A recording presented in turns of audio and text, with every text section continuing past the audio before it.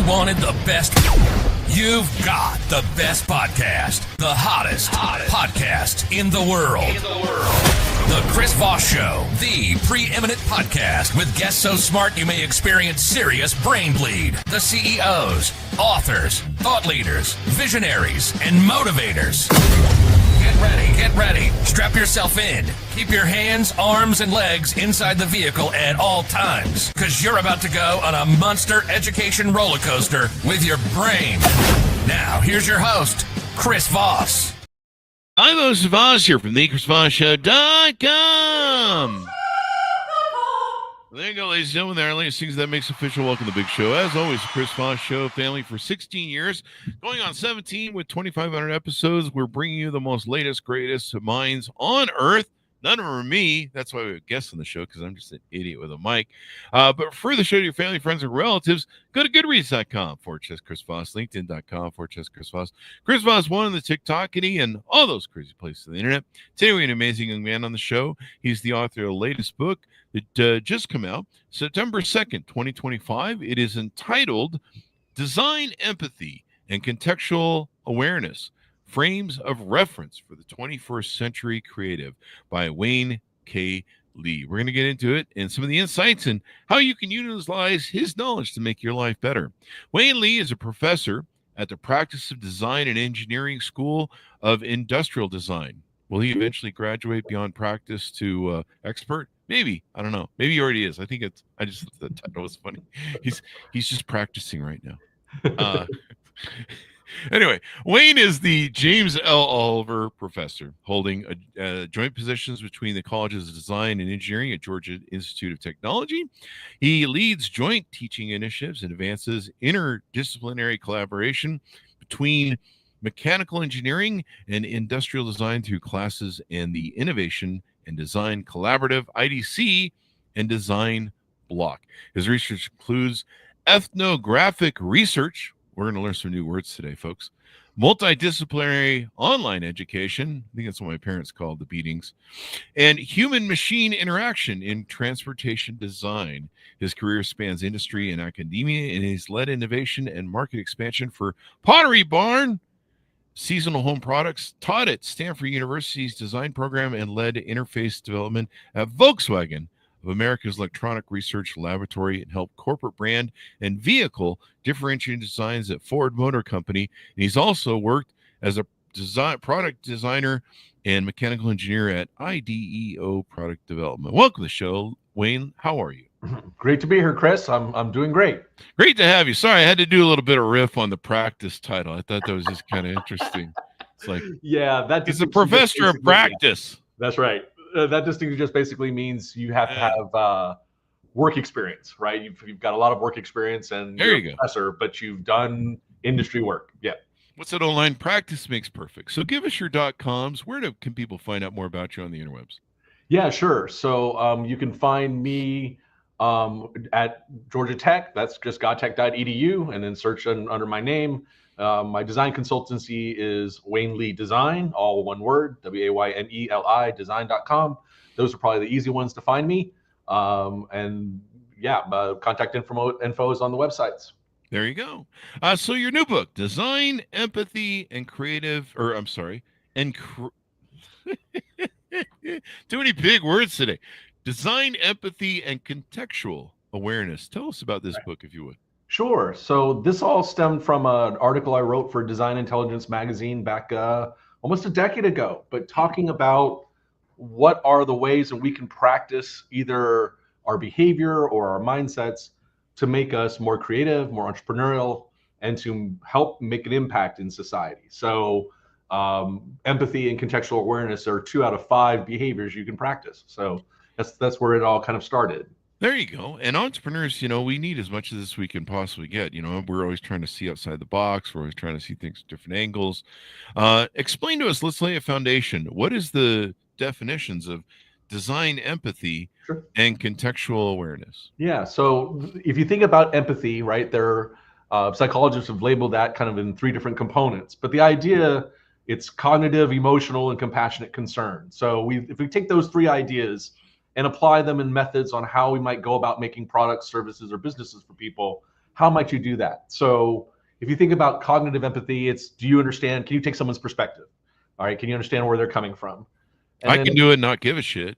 That's right. What do they call that? Is that design non-empathy? Well, well, I mean, that's why there's three components too, right? It can't just be, well, I can see where you are, but I really don't care, right? Yeah. So But that you're wrong. caring part That's is the usually emotional part, right? So Yeah. you nailed it, right? Can you feel someone else's emotions? Can you empathize? If you empathize that way, it's not just saying, oh yeah, okay, I see that you sprained your ankle, I see where you're coming from. It's actually feeling the same pain, right? Oh. And so that's that other part. And so how do you develop those types of that type of behavior or that type of understanding about someone? And there are techniques for that. Like you can, there are method acting techniques. There are diagrams you can fill out. So those types of things, you can practice it, you can learn about it. And then that last component is what we call empathetic concern. Now that you know where someone's coming from, you can feel what they're feeling. Are you moved to help? And how much are you moved to help? Right? And so if you're really thinking about a business and you can't empathize with your customer, let's just say it that way. There you right? go. So if we go back and say, okay, well, I'm making, I run a car service shop, but I really don't care about the person whose car broke down. Well, that's gonna be a problem, right? Like, so, but at the same time, you can't, empathetic concern is a tough one, right? Think about someone, like say a first responder, right? An ambulance, an EMS technician.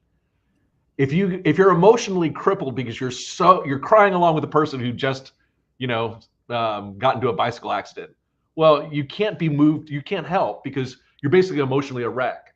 So you've got to kind of balance that, right? You got to understand where they're coming from, feel their same emotions, let it kind of inherit that, but then you still have to have enough distance, right? That's kind of why doctors have to have that professional distance too, about being able, how can I help? How can what I do as a creator of products and services or as a designer help you now in that situation? So you're really looking at all three when you're thinking about that, right? Yeah, so that's that empathy part. Contextual inquiry or contextual awareness is understanding that all the things we make, someone's got to make them, someone's got to sell them, someone's got to distribute them. And so it's not just enough to know your audience. You actually have to know the ways and means of production. So, right, where is it being used? How is it being used? That's contextual inquiry. Oh, wow. There you go. Contextual inquiry. So it's good to have empathy. It's good to understand these things. And, like I say, when people ask me for empathy on something, I sit and listen to them. And then I go, wow, I feel your pain on that, but I just don't care. And you're delusional. And you're wrong. It's kind of how I roll on Twitter. A lot of people roll that way on Twitter, actually. A lot of people are rolling that way online, right? There you go. So do you lay out the book in a way that this can be used just in life in general, or more like for business applications, being a CEO, being an entrepreneur?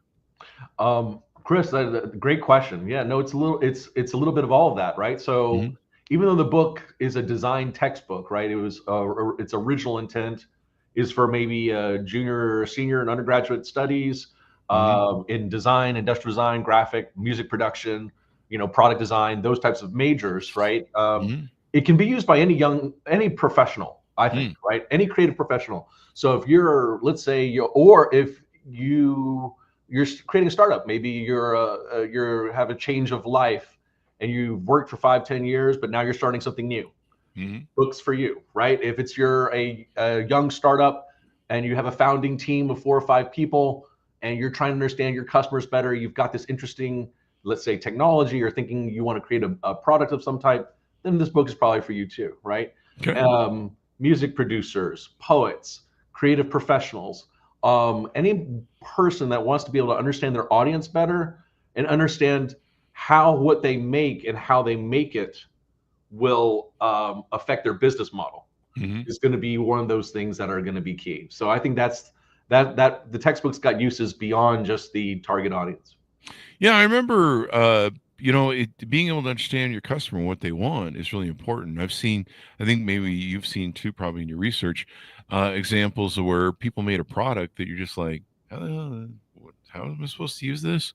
Right. I remember, one of the things that we always measured in our reviews is how intuitive a product was. And so 9 times out of 10, I would be like, okay, well, I'm going to open up out of the box and try and use it without reading the directions in our reviews.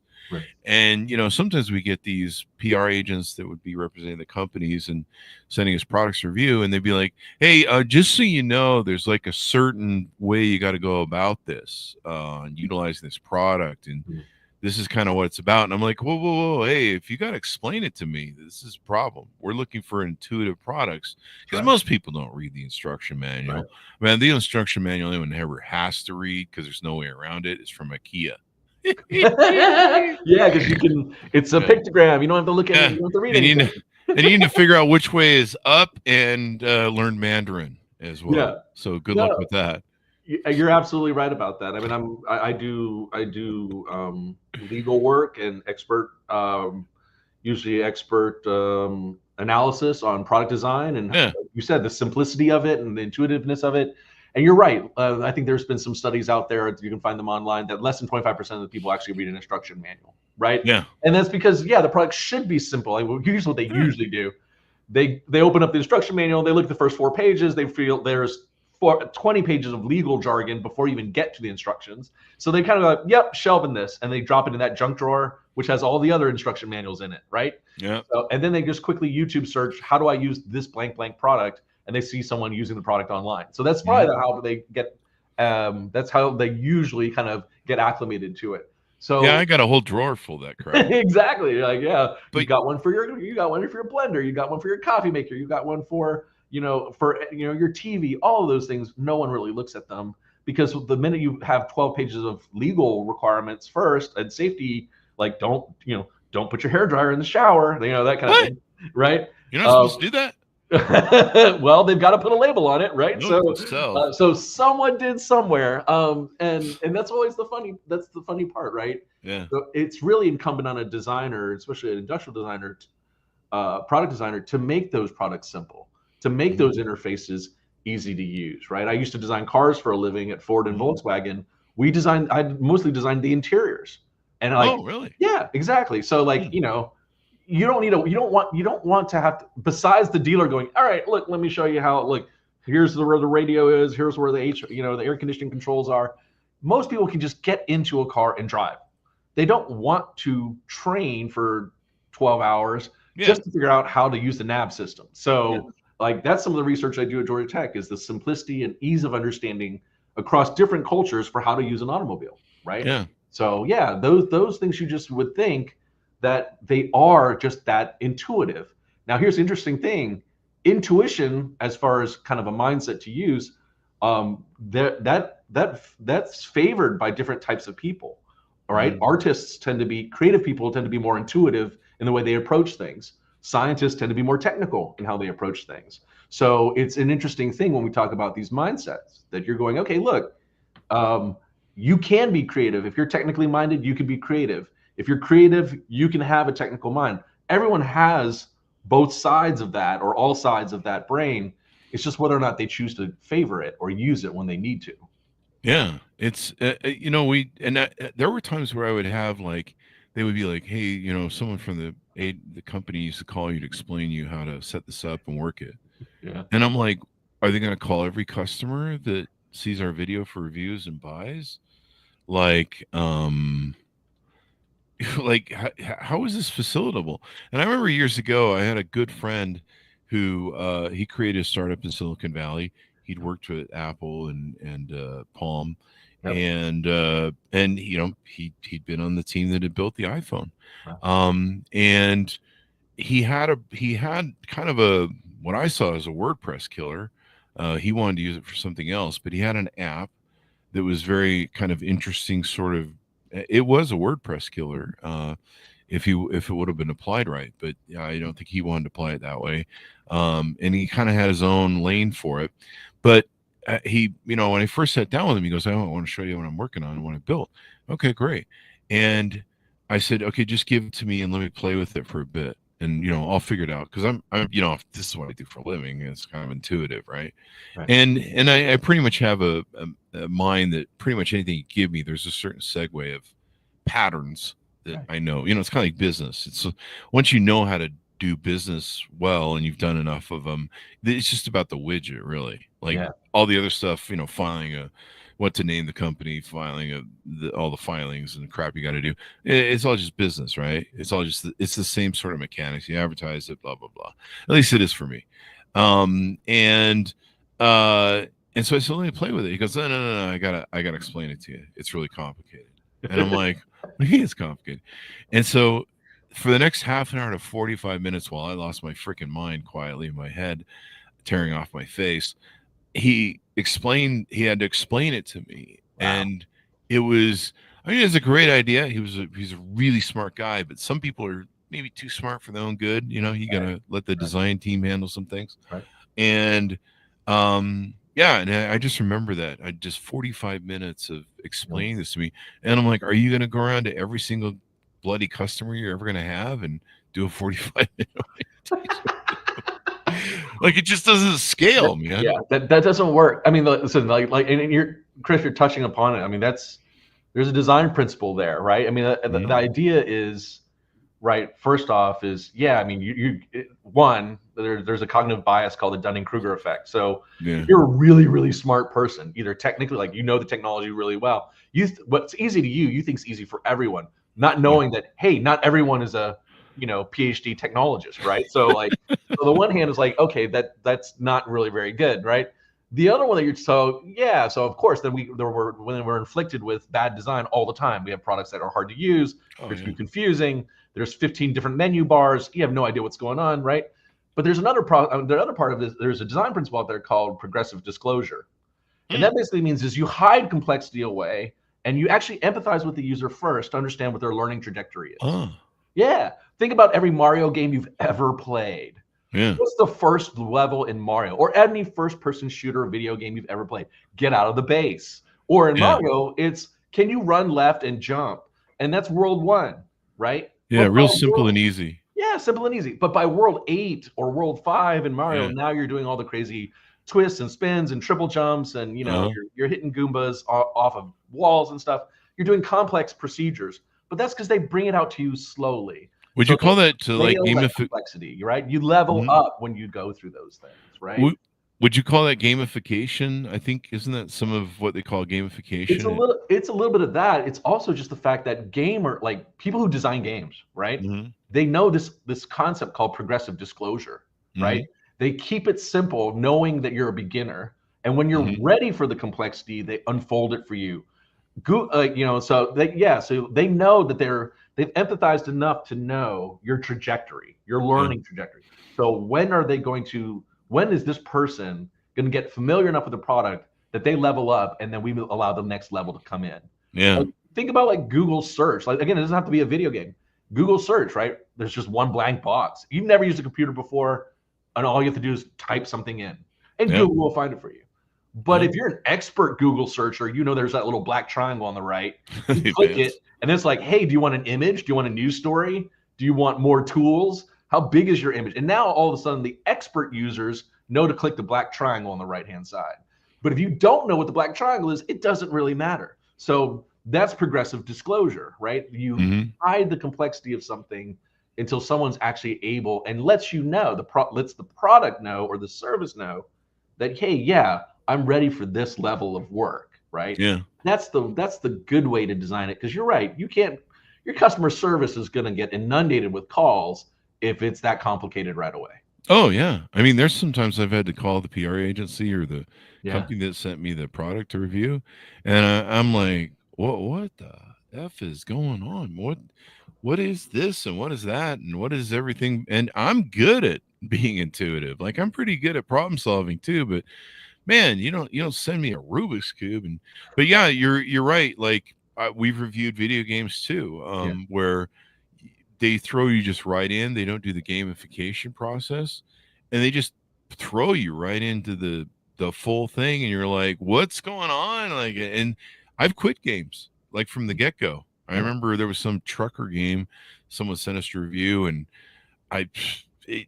one of the first things that did is they had you get stuck in the mud, and you had to figure out how to get out. Yeah. And you had to figure out how to get out. Like you had to solve the problem without having any sort of.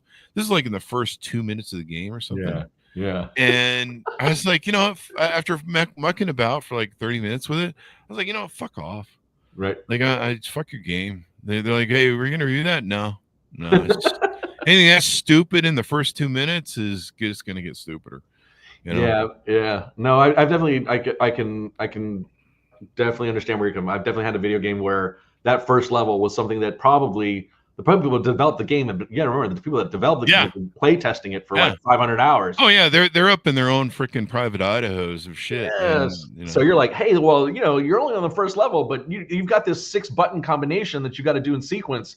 You didn't know about that? I'm like, no, I just learned how to like run and jump at this point, or I learned how to aim and shoot, and that's about it. Oh yeah, no, you have to do this and do all this, and you're like, okay, that's probably too difficult, and you're just gonna give up. I want just going up to YouTube or Google and going, okay, and we got past level 1-3 on this, and then there's just comment after comment after comment going, yeah, that's impossibly difficult, but it's worth it. Once you get past it, then the rest of the game is easy. Like, well, if I have to struggle for 2 hours just to get to the point where the rest of the game is easy, do you think you could have flipped that, right, and made that difficulty ramp up a little more gradually, and then you'd feel good at the end of 2 hours finishing the game, right, instead of quitting at the very first world, right? So there's games I've quit near the end because there's some sort of complex bullshit thing that, like, I remember there was a Russian game, and at the end there was a giant monkey that would come at you, like a zombie monkey or something,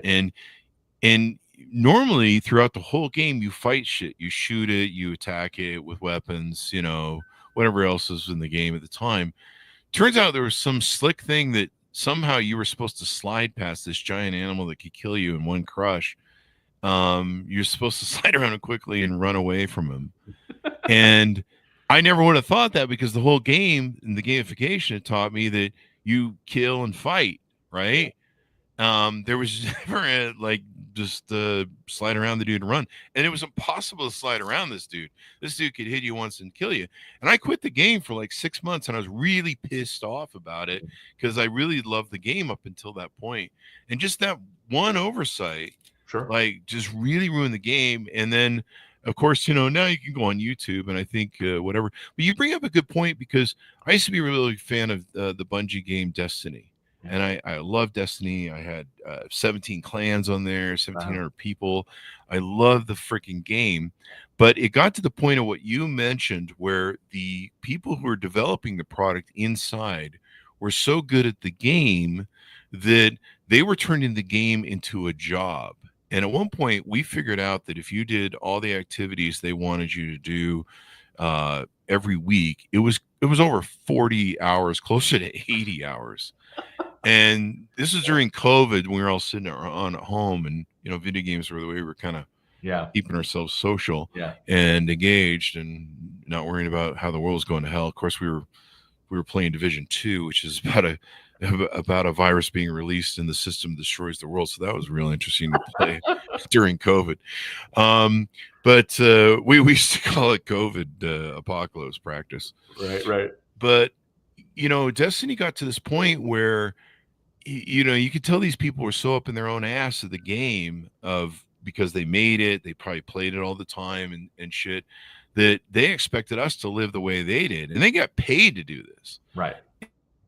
We would be just like, man, this game's turned into a fucking job, dude. And then they started coming at us with, hey, if you want this exotic gun, you got to get like 600 kills that are headshots. Yeah. And you're like, who's got this kind of fucking time? I get on here in the afternoons most 20 minutes. I can play for 20 minutes. Yeah, most guys get home, they got 20 minutes to play. They want to have a beer. They want to unwind a little bit before their wife starts yelling at them. They want to play a video game. And 600 headshots. Yeah. No, this goes back. Yeah, Chris, this goes back to what we talked about, context, right? Like, when you're developing a technology in a lab or internally, you're living with it 8, 10, 12 hours a day. Of course, every single in and out. You're forgetting who you're designing it, who that technology is for, right? If you're trying to bring that technology out of the lab and now commercialize it, let's say, right? Or that video game, if you're just around it that much and you forget what it's like to have fun, You forget what it's like to get. Why do people game in the first place? Yeah. To have fun, to talk to each other online. Are you serious? They do that for fun? Exactly. I do it because I'm a masochist or a sadist. But like, you got to remember who's using that thing, and then what do they have time for? Like you said, you know, I'm a family man. I have a 4 and a 6-year-old. I barely got 30 minutes to do any video gaming unless I'm gaming with my kids, right? Yeah. So at that point, it's, you know, it's like, yeah, I'll play Mario with you because that's all I've got time for, right? And so in that situation, you've got to remember, who is that target market that you're trying to sell to? How do they want to engage with that game? How do they, what are they thinking, right? So if it's about building clans, socializing, trash talking, still like, you know, playing the game, it's a first person shooter, right? And trying to do an objective with Destiny, that do they still remember who those people are and how they want to engage with that game? Are they playing in a basement? Are they playing online? Do they have a giant, like, sniper headshot? Chances are, I mean, I know a couple of video game designers, like the video game designers got like a crazy 85-inch TV at their workstation. And if you're not playing on that, you can't see that target, right? Like, oh yeah, I can get that headshot. That guy, like, I literally had a friend tell me that, like, I wrote off on my taxes an 85-inch TV monitor to play Halo with that back then. It's like, yeah, because now I can headshot anybody. That head's like 5 inches big. And so like, you're like, okay, well, listen, not everyone has an 85-inch TV hooked up to their PS3, right, or whatever back then, PS3, PS4, right, or Xbox at that for Halo. But you're like, so you've forgotten that, like, that most people that are buying this game, they're teenage boys playing Halo in their mom's basement. Like, you know, it's not what you're thinking it is. And so they lose sight of that a little bit. And that's kind of where that discrepancy comes in. Right. So, yeah. And this is important in product design because people aren't going to give a second chance. Like I said, I quit playing. I finally just quit playing Destiny. I'm just like, you know what? This isn't my job. I don't get paid to do this. I have fun. I mean, I kind of get paid to do it, but you know, it's just not fun anymore. It's just work. Right. You know, it's like showing up 9 to 5, and you're like, what do we got to do today? Oh, these same 100 fucking things we've done a million times, and you know, for some stupid crap that we've gotten 50 million times, and just making it fun and interesting. And people do that. They make that mistake with a lot of products. We get pitched a lot of stuff on the Chris Voss Show to review or look at. And like some of the stuff they come out with, you're like, man, you've been in a room alone by yourself for way too long.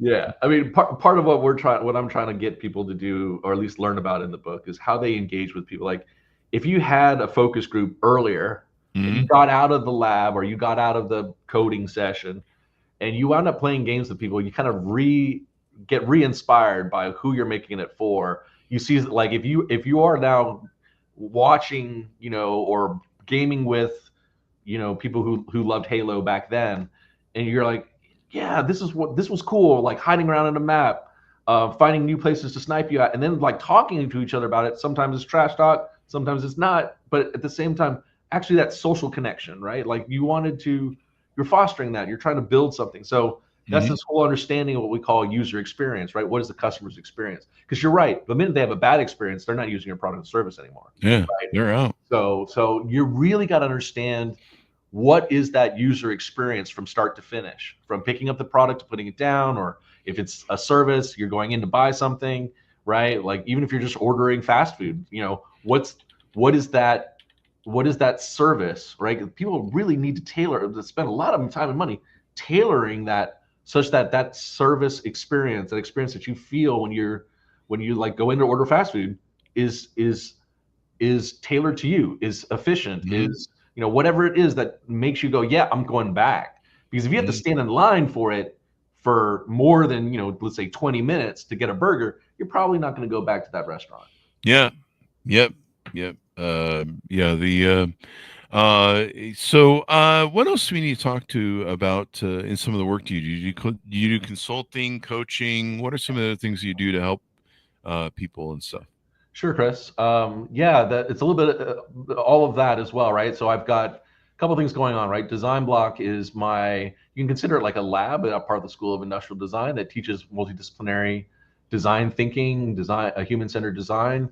And then within that, you've got executive education, professional development, things like that, right? So within Georgia Tech, there are those avenues. And so we've done things for Fortune 500 companies, other universities, right? I think I have to, there is a contract in the works. I think I've done it in the past, but we're re-upping it for the fall. I have to be in South Africa to teach some the university. There's a university there, and then to teach the faculty how, like, these entrepreneurship techniques, and how to empathize, how to understand context, and how it might affect young entrepreneurs, right? Because they're standing up an entrepreneurship hub over there. So in academia, in consulting clients, right? I do private consulting. I've had clients like Home Depot or Panasonic or things like that, where we are teaching these similar methods, but obviously in a much more commercial setting, right? So we're looking at, what are your processes for bringing a product to market, and then how does your human resources, your financial resources, your timeline, your supply chain, all the operations, how does that fit into this way of getting your stuff out to customers quicker, earlier, before you cut steel? Because when you cut steel, it's too late, right? Yeah. The factory's already churning them out. You can't make changes. So how do you make changes early, in your development process? And some industries, they don't, like, their customer focus groups after the product's already launched, and that might not be a good idea, right? Yeah. So, we're working with, work with executives, C-suite and Fortune 500 companies to kind of understand their processes and hope to incorporate some of these techniques into their dev cycle. There you go. Did you get my now, can people access you off your Georgia Tech website, or is there another one? So they can, the Georgia Tech one, yes, if they look up id.gotech.edu, right, then there's a people tab. I'm right there. Private consultancy is just Wayne Lee Design, WAYNELI design.com. So that's the easy way to get in a hold of me. Absolutely. Awesome sauce. So as we go out, give people a final pitch out to order up your book and all that good stuff. Yeah, absolutely. Thanks, Chris, for the opportunity to talk about it. It's been a fun half hour here, right? Just talking about video gaming, right? It's just cool. Yeah. So I'll get you the number for Bungie so you can call them up so you can fix the problem. Sure. Yeah. Happy to go to talk to somebody in the studio. Yeah. But yes, if you're interested in kind of these ideas, these design behaviors, with specifically this design empathy and contextual awareness, right? It's a book. It's got business cases in it. It's got some anecdotes of my time being a car designer, and then housewares designer for Pottery Barn in it as well. And then if you want to learn more about just how to practice, right? How to empathize. Everyone has the potential to be empathetic, to be creative, right? It's whether or not they actually take the time to practice it. So I think part of that is this book, Design Empathy and Contextual Awareness. If you go to Amazon.com, just type in my name, Wayne Lee, last name spelled L-I, and Design Empathy. It should pop up. It's the first link. So I just do a search there and pick it up if you're interested in learning more. There you go. So fun is fun. Thank you very much for coming on the show. We really appreciate it, Wayne. Absolutely. Thanks a lot, Chris. Great to be here. Thank you. And thanks everyone for tuning in. Order up his book where refined books are sold. And really important as a entrepreneur to understand this, or a CEO. Maybe we can work on the design, if you own a cable company, on how you handle the phone calling customer service system, or hospital, or anyone in the medical field, or anyone at GoDaddy. Like, serious, that same music has been playing on GoDaddy's hold system for like the last, when we started the show 17 years ago. I swear to God, it's the same music. Please make an end. So order up his book where refined books are sold so we can do that. It is called Design Empathy and Contextual Awareness, Frames of Reference for the 21st. Let me recut that. Design Empathy and Contextual Awareness, Frames of Reference for the 21st Century Creative.